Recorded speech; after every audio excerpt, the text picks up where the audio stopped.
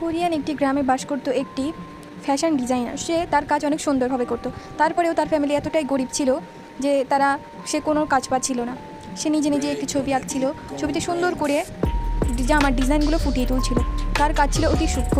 সে প্রত্যেকটি ছবিকে আলাদা আলাদা করে সুন্দর সুন্দর একটি জামাতে পরিণত করতে চেয়েছিল। তাই সে সুন্দর করে ছবিগুলোকে কেটে ফেলছিল। প্রত্যেকটি জামা ছিল অনেক বেশি সুন্দর, কিন্তু সেই তুলনায় সে কোনো কাজই পেত না। তার পরিবার অনেক অনাহারে থাকতো। সে কাজ না পাওয়ায় তাদেরকে অনেক কষ্টের সম্মুখীন হতে হতো। সে অনেক কষ্টে দিন যাপন করত। একদিন তার কাছে একটা মডেল আসলো। সে তাকে বলল, আমাকে অনেক সুন্দর একটা স্যুট বানিয়ে দাও, যেটা আমি পার্টিতে পরে গেলে সবাই আমাকে সুন্দরভাবে দেখবে, সবাই আমার দিকেই তাকিয়ে থাকবে। সে তো মহা খুশি, সে কাজ পেয়ে গিয়েছে। সে মনোযোগ দিয়ে দিল তার পুরাতন একটি কাপড় দিয়ে। প্রথমে সে ওই ড্রেসটি বানাতে শুরু করে দিল ড্রেসটির সৌন্দর্য দেখার জন্য। সে দেখলো ড্রেসটি অনেক সুন্দর হচ্ছে। সে তারপরে সরাসরি তার ড্রেসটি বানানোর কাজে যুক্ত হয়ে গেল। তার কাজ ছিল অত্যন্ত সূক্ষ্ম। সে অনেক বেশি সুন্দর কাজ করতে পারত। তারপরেও মানুষ তাকে বিশ্বাস করতো না।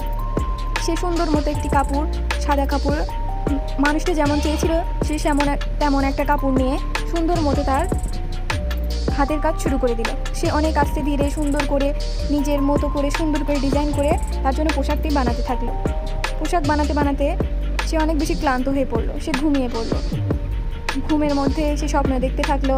সে তাকে বলছে, আমার জামাটা কবে দেবে, কবে দেবে। সে ঘুম থেকে লাফিয়ে উঠে সে আবার কাজে ব্যস্ত হয়ে পড়লো। সে নিজের মতো সুন্দর করে জামাটি তৈরি করতে থাকলো। জামার সৌন্দর্য সে আরও বৃদ্ধি করতে থাকলো। সে জামাটিকে এত সুন্দর করে বানাতে চেয়েছিল যাতে গ্রামের মানুষ তাকে আর অকর্মা না বলে। অবশেষে তার জামাটা বানানো শেষ হলো।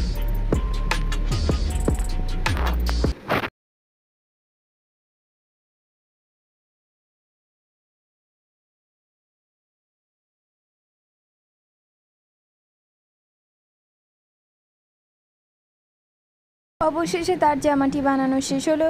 জামাটি এতই সুন্দর হয়েছিল যে গ্রামের মানুষ দেখে তার প্রশংসায় পঞ্চমুখ হয়ে গেল, কারণ তার জামাটি ছিল অত্যন্ত সুন্দর, যেমনটি সেই মেয়ে তার কাছ থেকে চেয়েছিল। এভাবেই গল্পটি শেষ হয়ে গেল। কোরিয়ান একটি গ্রামে বাস করত একটি ফ্যাশন ডিজাইনার। সে তার কাজ অনেক সুন্দরভাবে করতো। তারপরেও তার ফ্যামিলি এতটাই গরিব ছিল যে সে কোনো কাজ পাচ্ছিল না। সে নিজে নিজে একটি ছবি আঁকছিল, ছবিতে সুন্দর করে জামার ডিজাইনগুলো ফুটিয়ে তুলছিল। তার কাজ ছিল অতি সূক্ষ্ম। সে প্রত্যেকটি ছবিকে আলাদা আলাদা করে সুন্দর সুন্দর একটি জামাতে পরিণত করতে চেয়েছিল। তাই সে সুন্দর করে ছবিগুলোকে কেটে ফেলছিল। প্রত্যেকটা জামা ছিল অনেক বেশি সুন্দর, কিন্তু সেই তুলনায় সে কোনো কাজই পেত না। তার পরিবার অনেক অনাহারে থাকতো। সে কাজ না পাওয়ায় তাদেরকে অনেক কষ্টের সম্মুখীন হতে হতো।